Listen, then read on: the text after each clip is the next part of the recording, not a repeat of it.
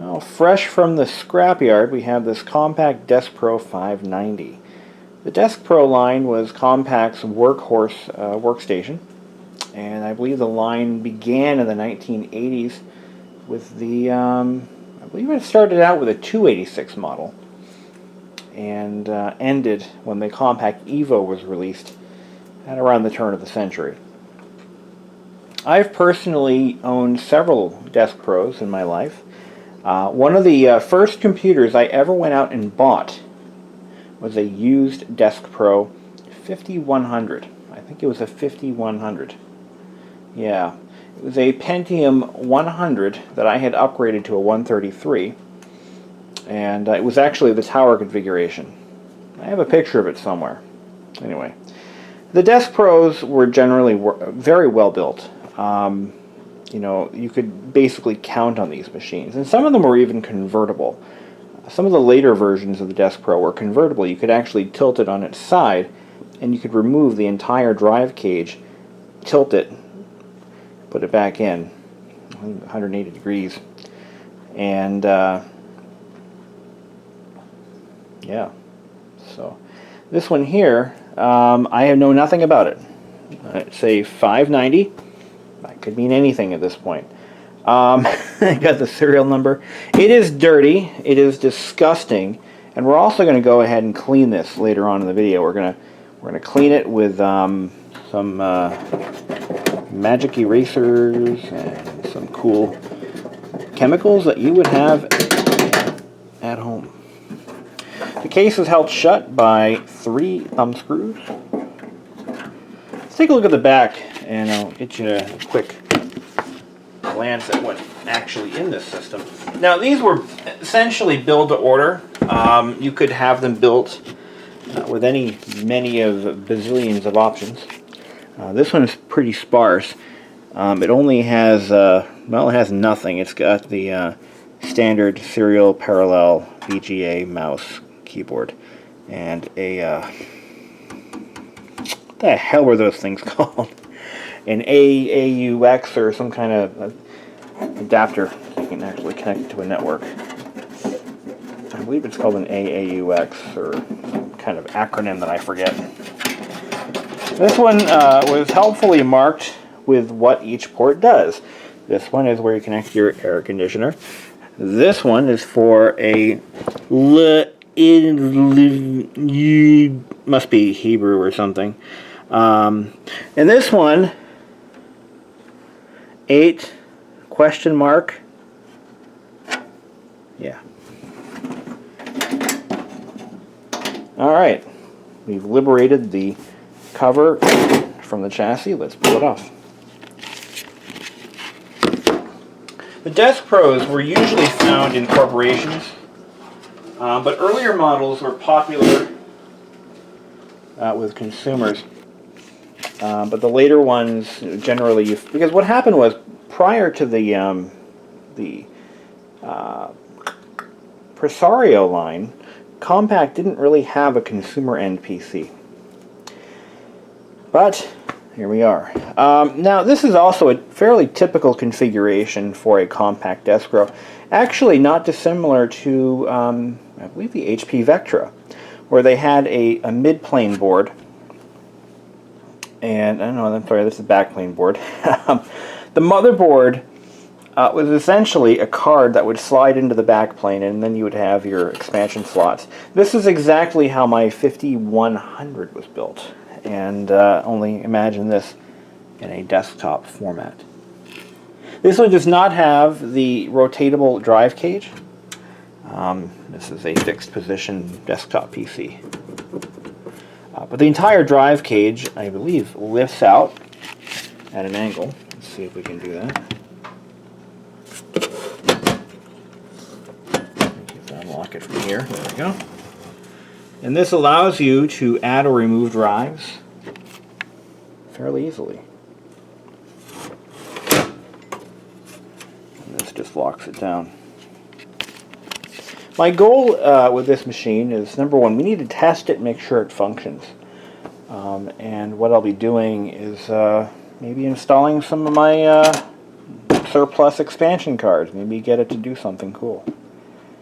I may have a difficult time finding the video driver for it. Compaq appears to have shut down all of their old driver sites. I haven't been able to find very many of them lately. So, yeah, that's a shame.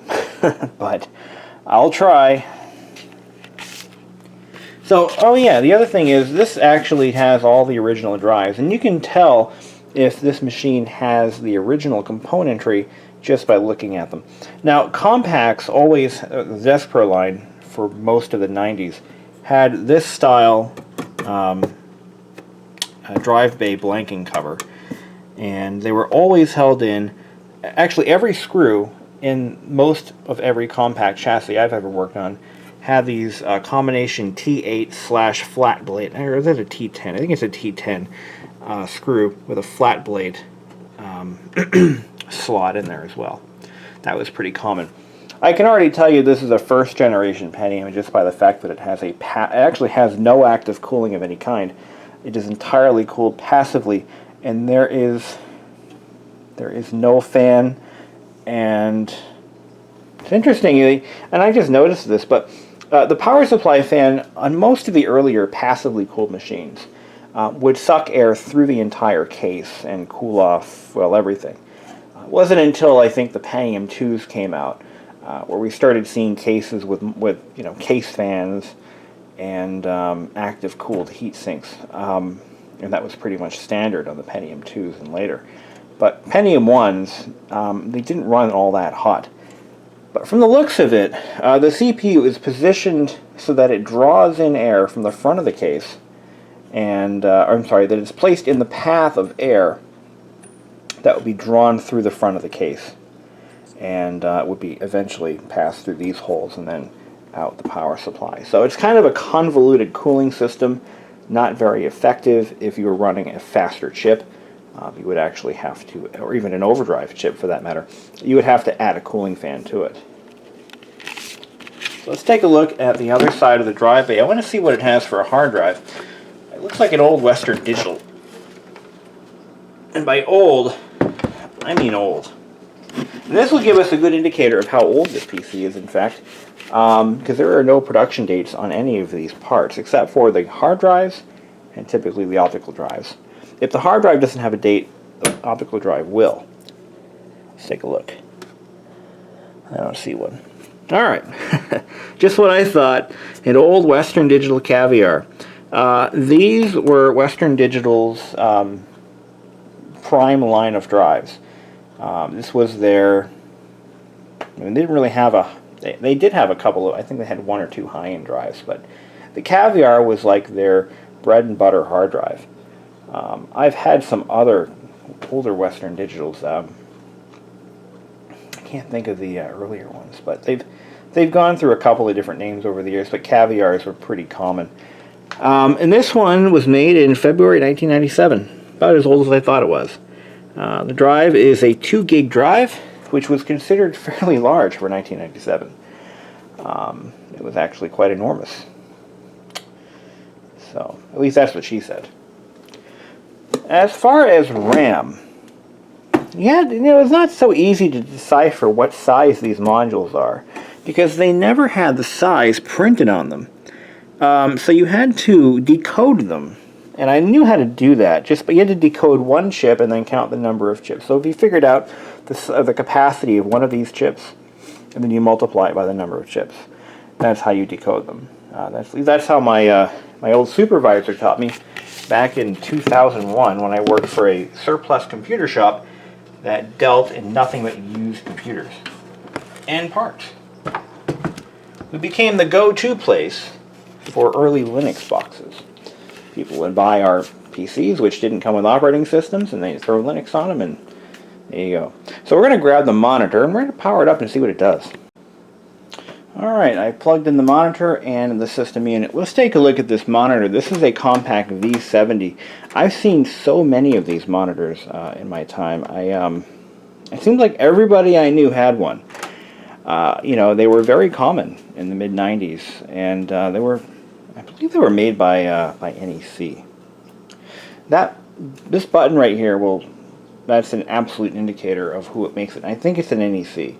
NEC was one of the bigger monitor companies at the time, and they made some pretty good, pretty decent monitors. Their multi-sync line was pretty much second to none. I've seen some fairly complex and over-engineered monitors in my day, and most of them were made by either Nokia or Nanao. And then there's, what was the other one? Yeah, the Nanaos, and then there was another big company that made monitors that were just over-engineered. They weighed about 6,000 pounds, and they were very expensive when they were new. Nokia monitors were especially nice. I've used a few of those over the years. But when they got out of the consumer electronics business and went straight into phone production and did pretty much nothing else, and now they're practically gone. Amazing how all the tech giants of yesteryear are just vaporized. Compaq was once one of the biggest computer manufacturers in the world, and now they're you know, just a budget line on PCs. Excuse me. They're a low-end HP now. It's like hard to believe. All right, see if this beast works. If there's any burn-in or any signs of damage to this monitor, I'm going to bring it right back where it came from. There's no need to keep dead monitors on hand. Here we go.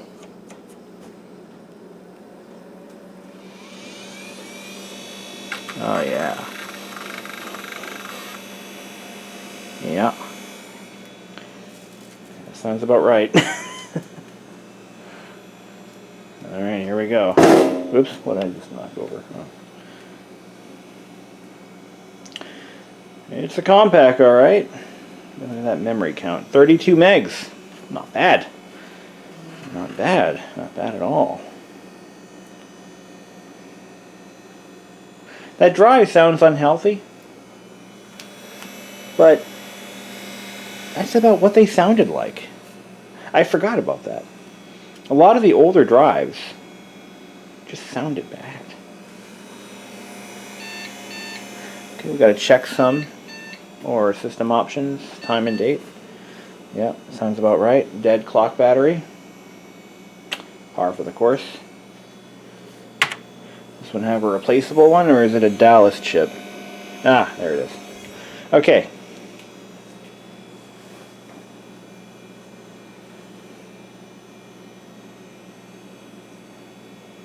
Yeah, listen to that drive, man. That takes me back. I've heard many drives sound just like that, and it doesn't mean there's anything wrong with them. It just means that they're old. It's just what they sounded like. Oh man, especially Mac stores. Oh my god. Mac stores were hideous sounding. At least the earlier ones. Will she start? What's on the CD-ROM drive? Nothing. Come on, baby. Start up. Just... There we go.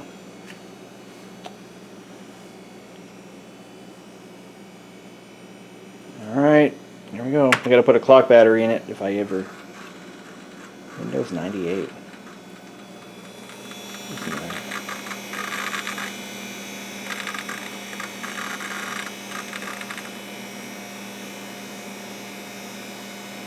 Wow.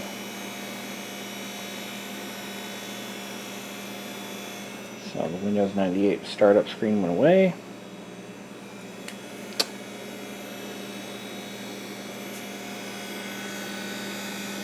Come on. Come on! I'll be your friend. Boot up.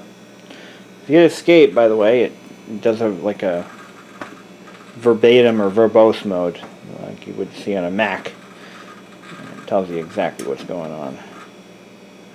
Okay. Well, that's interesting. We've got a grainy photo of somebody's picnic and no mouse, so I gotta go grab a mouse. Alright, I had to shut it down because I just plugged in a mouse. Remember, PS2 mice are not plug and play while the machine is running. You have to, or they're not hot pluggable.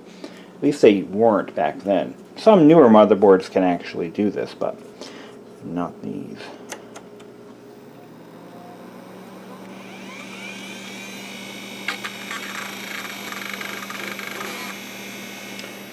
Actually, it doesn't sound bad at all. I'm going to do a full surface scan on the drive to make sure it has no defects. Because I have other drives I can pop into this if I need to. But I want to populate this area with something. So I'm going to throw in a modem, a graphics card, a sound card. It's got to have a sound card. You know, you got to have that. But, you know, these old boards were fairly basic. They didn't have anything on board on some of the, you know, industrial or commercial workstations. The bigger ones like this, which were, you know, they were expandable. Basically, this was the commercially produced equivalent of a build-your-own PC system, you know. Got another system options not set. We gotta put a battery. Oh yeah, here look, we can put an external battery pack in there, or I can replace that coin cell. And these are not bad to replace. They're fairly easy. So we're just gonna we gotta save changes because it's got to know what kind of hard drive is in it. I kind of wonder if the F10 setup is installed. Let's take a look. F10 setup was Compaq's BIOS setup utility, and it only worked. Oh, you freaking asshole! It only works if you install it, and it resides in a hidden partition on the hard drive. Without the F10 setup utility, the machine could not be configured. And if Compaq has truly shut down its driver site, well, at least HP anyway, shut down Compaq's driver site, then that F10 setup may be nearly impossible to get. But it came in a ROM pack or soft pack. It's SOFTPAQ. That is what Compaq would call them. But F10 setup could be accessible from the keyboard upon startup. So it's not, doesn't appear to be there. So we've got our mouse driver loaded. Oh, it is there! Sweet Jesus. Sweet Jesus. Okay, computer setup. Let's see if this tells me anything. Okay.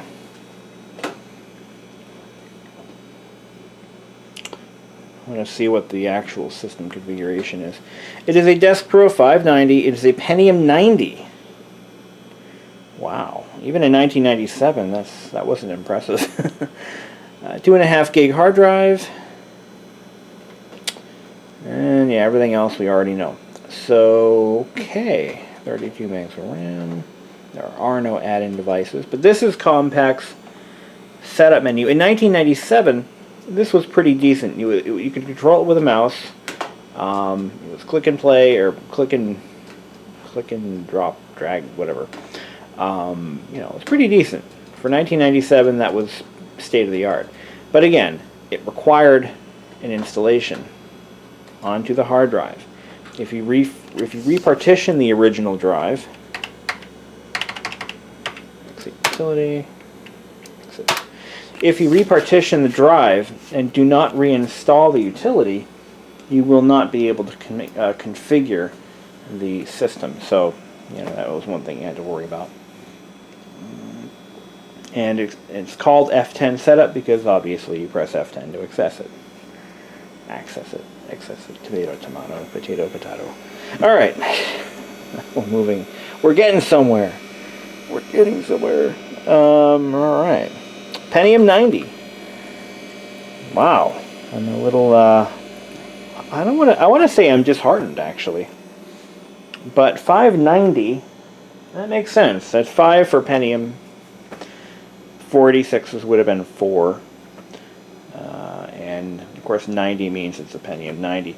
The 5100, the 5133, I think they had a 5120. Those are Pentium 100s, 133s, 120s, as the case may be. Just going to do a quick scan disk because I just hit the power switch and shut it off. And this would be a good idea to just see if there's any quick software issues found. Data integrity issues. I don't expect there to be anything. There we go. And I'm going to hit escape. Let's just see what's going on. If there's anything else loading in the background. I can't wait to put a sound card in this thing. Make it make music again. It's not every day you find a system complete with the original monitor and keyboard. What's it worth? Well, as of right now, what I paid for it. And that's the sad truth. These aren't valuable machines by any stretch of the imagination. They will eventually become collector's items. But I think a machine that's from 1997, even though it's nearly 20 years old, isn't exactly a valuable antique at this point in time. They're cool to have, and they should be preserved, in my opinion, but they're not worth a fortune.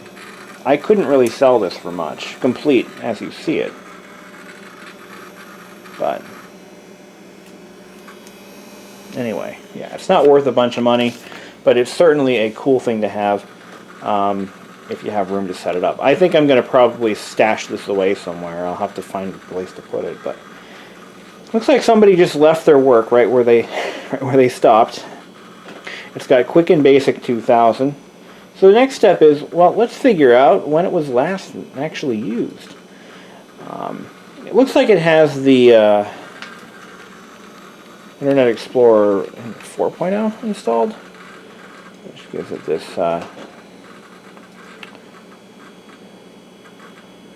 Let's see, what else do we have in here? We've got Lotus, we've got Microsoft Word, I'm going to say 2000. Yep, Word 2000. It was owned by Marie, whoever that is.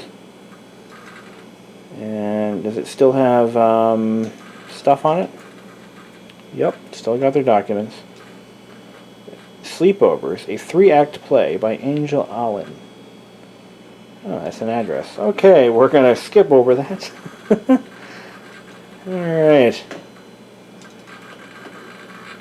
Let's see what kind of video memory this sucker has. I don't think it's got much because I'm looking at 16, not 16-bit, I'm looking at 16 color mode. Or 256 color mode, I'm sorry, 256. If it has more than a megabyte, it will do 16-bit, but only at 800 by 600. It doesn't look like it'll support. Nope, it doesn't do it. Apply. Restart with settings. Alright, let's try that. See if it comes up. Alright, I got my fingers crossed. Let's see what you can do. I like when machines have at least 1 meg of video RAM, because 1 meg will support 16 color mode. 16-bit color mode, I'm sorry. 16 color mode is practically unusable with Windows, but 16-bit color can be pretty cool. You get some nice shading, and the icons come up looking all pretty. Can this take a memory upgrade? Yes, it can. These four connectors here, these are for memory modules that would actually pop right on, so that you could actually bump it up to at least 1 meg or more of video RAM. So let's see what we got. Looks like it came down in resolution. And we have 16-bit color mode. Sweet Jesus. So there we are. We've got 16-bit, but only at 800 by 600. So it's limited in video memory. That's pretty much something we already knew. Well, the plow guy's here. Yeah, it's actually snowing today. For once. It's January the 12th. It's the 11th, and it is snowing. Was snowing. It stopped. And you can see they're still making man-made snow out there. Oh wow, that is so surreal. Look at that. You can see the grooming truck, or the grooming machine. Where the hell is it? Let's zoom out. Where did I see that little bugger? Oh, he's down behind the trees now. See how far up we can go. Almost there. Yeah, these guys are making snow left and right. As much as they can, while they can. Make the most of this season. It was a truncated season. It's no fun. Alright, let's get back to our Deskpro. Alright, what else can I show you guys? I mean, really, this is it, man. Let's see. Oh, the drive is partitioned. It's got a C drive and a D drive. Photos. It's got photos on it. I'm going to put the camera away for a sec, make sure there's nothing inappropriate. Oh, you can't view as a gallery. Well, that sucks. Let's open up this picture called Taylor, $12.99. Could be kinky. Well, then again, Taylor is actually... Well, yeah, you never know with a name like Taylor. In this case, Taylor is actually a small girl. Alright, now that ain't right. No, nobody I know.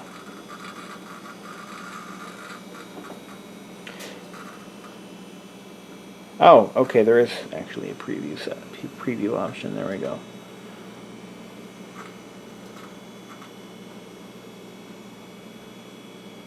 Generating preview. Look at how slow that is. Windows 98 on 32 megs of RAM.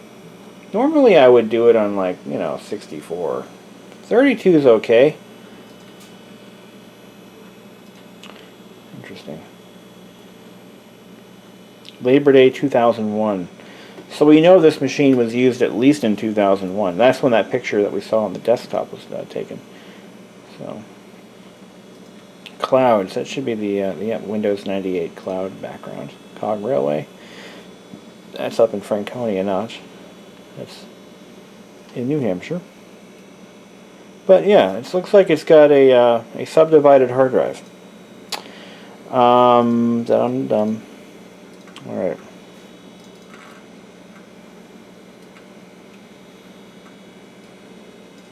Bibliographies, letters, my first play. No sound system though. That's a shame. Well, I guess that's all I have to show you at this point. I'll be doing a system cleanup. I'm going to do a separate video on how to take a vintage computer like this one and make it look almost new again without using any harsh chemicals. So stay tuned for that. But that'll be done at a later time. And see you soon. Oh, but before we go, let's take a look at the Aol Setup that came with Windows 98. Every copy of Windows 98 actually had, I think, 3 or 4 different service providers, ISPs, pre-installed or as installable options. We have America Online, AT&T WorldNet, CompuServe, and Prodigy. As of right now, the only one left is America Online. I don't believe AT&T WorldNet is still around. Most of my friends and family were on AOL. I knew one guy on CompuServe, and I had a cousin with Prodigy back in 1994. But almost everyone I knew started out on AOL. And AOL was basically the oracle of, newcomers to the internet, if you will. It was actually a friendly place back then. It was a great place to be. Lots of chat rooms that were clean. Lots of downloadable games, screensavers, all sorts of cool stuff. Lots of viruses. But it was a great place to be. It was a different time. Unfortunately, I have to insert my Windows 98 CD-ROM to get it installed. I wonder if that number is still active. Your computer does not have the files needed. Please call this number for further assistance. Well, you know what? I got time to kill. Where's my phone? Is it charging? No, it's not. Where the hell is my phone? Oh, I think it's right over here. Where's my friggin' phone? I kind of wonder what number AOL uses these days. It's not there. Let's get us hooked up with some AOL. Could be fun, right? You know you want it. Okay, keypad. 1-888-265-800, 8006. I set up in my time, I probably set up about 5 or 6 AOL accounts for people. That was like my, that's how I made money as a kid, just fixing AOL installations. Ooh. Hi, thanks for calling AOL. Para asistencia en español, marque número 9. What can I help you with today? You can say reset password, sign up, reactivate. Sign up. Okay, sign up. Let me get someone on the line who can assist you. For quality and training, this call may be monitored or recorded.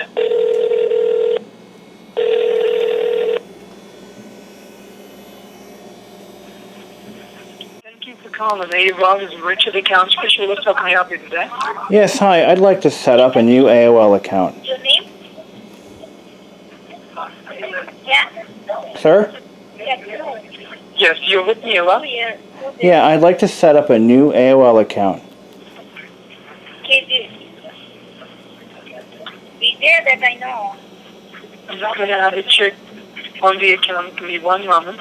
Okay. You don't have you mean to say that you're not able to log into your account? No, you heard me correctly. I do not have an AOL account. I'd like to set up one.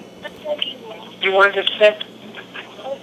You can pick yourself up off the floor. Yes, you actually heard me right. I want to set up a new AOL account. I know it's probably not something you've heard in a while, but...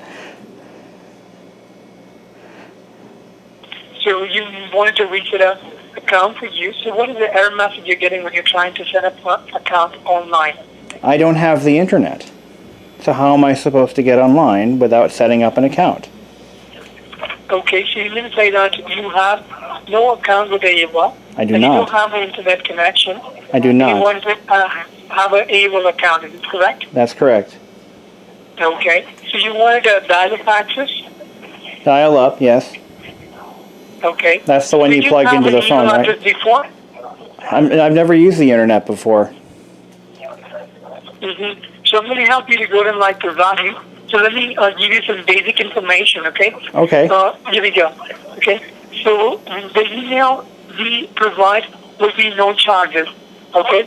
But if you want to have this dial service, okay, and if you want to create an account on my end, where you need to sign up for my premium, the premium will be $4.99.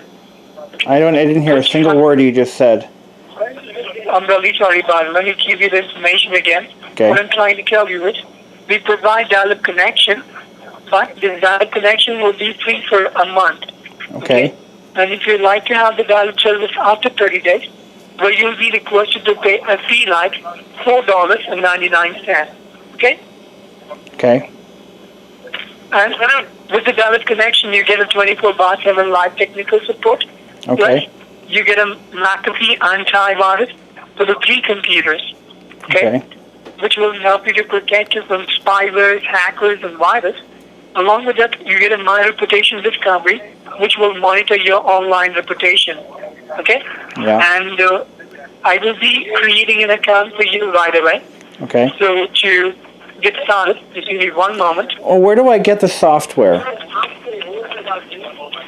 I will help you to go to like the transfer to a technician, so the technician will help you.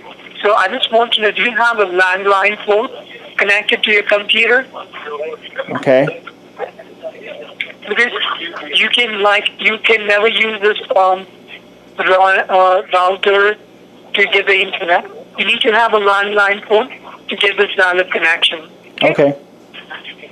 So let me help you with that. Just bear with me for one quick moment. Okay. Oh, sir? And I just want you... Is it okay if I record this conversation?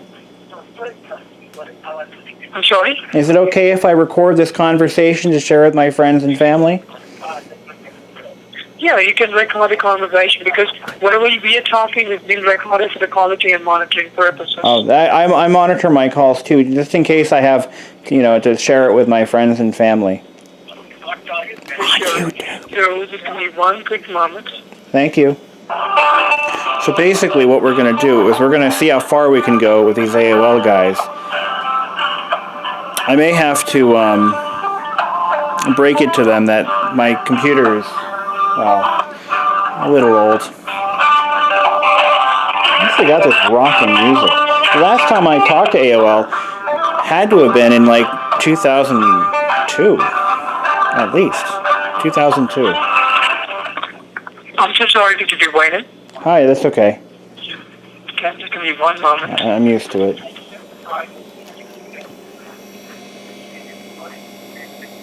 So, can you help me with your first name? Yes, my name is. Can you spell it out? Can you spell out your last name? Yes, Bishop, B-I-S-H-O-P. And can you help me with your phone number? Yes, it's 603. Can you help me? Which card would you like to use to activate the service? It's going to be a Visa card or MasterCard. Oh, I don't have one of those.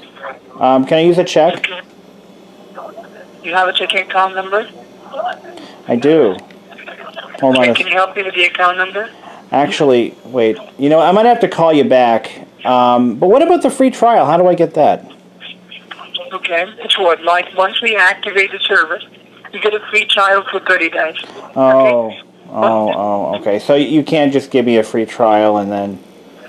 All right. Well, in any case, what are the... I have my computer. Do you know what the system requirements are for AOL? Well, I have my computer is it's a Pentium 90, and it's got 32 megabytes of RAM. And do you still support Windows 98? I'm so sorry, Mr. Brandon. You've reached to a billing department today because I'm not technically trained to answer your question. Oh, okay. I just want to make sure before I go through all this trouble of opening up a checking account and applying for credit cards that it actually might work on my system. So, you can better do one thing. I can suggest you for a site. You can just go to the help.aol.com, which will give you more information about how the feature works. But that's a website, right? Okay, you can go to this help.aol.com. But no, wait, sir, that's a website, right? That's correct. How do I get to that if I don't have AOL? No, if you don't have AOL, that's not a problem. Like, you can just go to a neighbor's computer, okay, and ask for a few minutes of your time and check for the information. Go where? Go. I'm sorry, I didn't hear you that last thing you said. Where do I go? You need to go to this help.aol.com. Okay. How do I do that without the internet? That's what I told you. You need to take help from your friend and check for the information. But I have no friends. So I'm very sorry, Mr. Brandon. I mean, I live in the middle of nowhere, sir. I'm very sorry for the inconvenience. I do understand your situation now because I'm trying to help you to get the problem fixed. I'm trying to get AOL so I can make new friends. And you're telling me I have to go to a website to get help. I'm lost. I'm sorry, I'm lost. I don't know what to do. So what probably you can do is, you can have the information that can go and set your account right away. So if you have a billing information, any billing information, I can set an account right away. So I can get you started with this service. So you can go and use the direct connection, plus you can go and use your email, send in the CV email. Because you told me that you don't use internet. This is the first time you're using the internet. Okay. So what best you can do is, if you authorize me to provide you billing information, Where are you located, sir? You reached to India today. India. So you can't come over and help me with this? That's what I'm trying to tell you. If you have an account already, I can go and do something on it. But you don't have any account information, you don't have an internet service, I won't be able to do anything because you want online service, so you need to connect it to the internet, but you're not connected to the internet. Yeah. So what I kindly request you is, you can just help me the information which is required, so I can get you started right away. Can you mail me an installation disk so I can at least get started? But you told me that you don't have a mailing address. I have a mailing address, I just don't have any friends. So without internet service, you will be able to check the emails. I don't have email. So no, but you used to mail out CDs. I saw them down at the Walmart all the time. They were like CDs and floppy disks. You don't have those anymore? We do have this CD, but you need to have an account with AOL to send you a disk to your mailing address. We used to, I got a funny story for you. When I was in high school, we got a whole shopping cart full of free AOL CDs, and we found a car in the parking lot, and we slid all the CDs into a crack in the window that was no more than 1/8 of an inch. And the poor guy had AOL CDs pouring out the back seat of his car. It's a true story. But you don't offer those anymore? I can't imagine why. No, we provide the CDs, but let me keep it on. We provide the CDs if you have an account with AOL. But I can't get an account unless I have a CD, so it's like the chicken before the egg here. Yeah, we do have a site where you can go and sign up. We Sir, do have if I can't go onto this website, have you ever heard the chicken before the egg analogy? Which came first? Which came first, the AOL software or the well, you get my point. So I'm in a position here where I have no friends. I can't connect to the internet because I don't have an AOL CD, but I can't get an AOL CD unless I have an account. But I can't open up an account unless I have an AOL CD. Do you see the conundrum? I kind of wish I kept some of those CDs handy rather than stuffing them in the back seat of a random gentleman's car as a high school prank. But I just wish that we could resolve this. Does Walmart still have... No, you don't have those anymore. No, okay. See, I was hoping to use the computer to open up a checking account to pay for the account. But if I can't get online, I'm kind of stuck in limbo. You ever been in purgatory?